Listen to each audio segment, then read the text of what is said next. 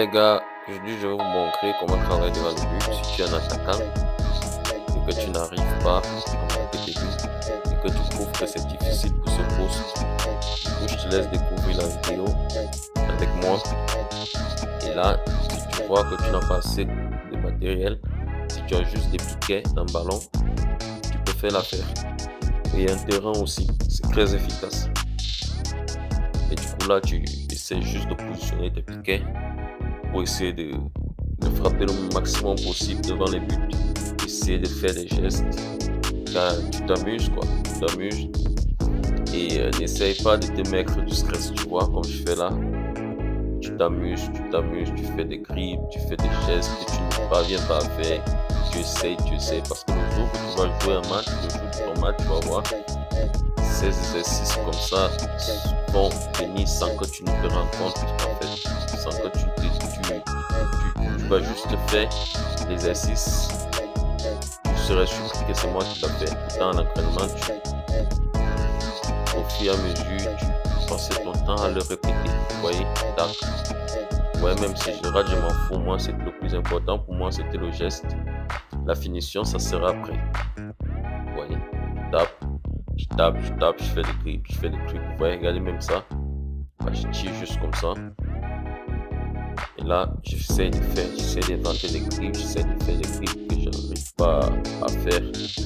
Désolé si je prends le temps pour attacher un placet, ça arrive souvent dans les vidéos. Et voilà, vous voyez, tac, petit geste et après frappe quoi. Là, c'est juste que tu essaies de faire des grippes le maximum que tu peux, comme dans cette vidéo. Donc, je vous laisse le temps, le temps de bien regarder la vidéo et d'essayer de faire pareil à la maison. Et après, minimum 2 ou 4 mois, tu vas voir, tu vas marquer des buts incroyables que tu ne t'attendais pas. Tu vois. Ça, c'est très facile. Hein. Même si tu rates un geste, essaye toujours. Donc les gars, je vous laisse découvrir la vidéo, je vous laisse la regarder tranquillement et essayer de le reproduire à la maison, car c'est pour votre bien.